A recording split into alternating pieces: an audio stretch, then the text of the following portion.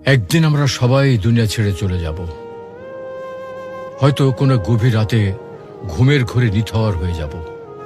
আত্মীয় স্বজন শিয়রে সে কান্নায় ভেঙে পড়বে। কেউ গোসল করাবে, আবার কেউ কাফনে কাপড় পরিয়ে জানাজার জন্য প্রস্তুত করবে। সবশেষে কবরের মাটিতে শুয়ে দিয়ে সবাই একে একে বিদায় নেবে। তখন আমি থাকবো একা, আর আমার সঙ্গে কি থাকবে? সঙ্গে থাকবে শুধু আমার আমল। কবরের অন্ধকারে মুনকার নাকির এসে প্রশ্ন করবে, তোমার রব কে? তোমার দিন কি? তোমার রসূল কে ছিলেন? এই প্রশ্নের উত্তর দিতে পারবো আমরা?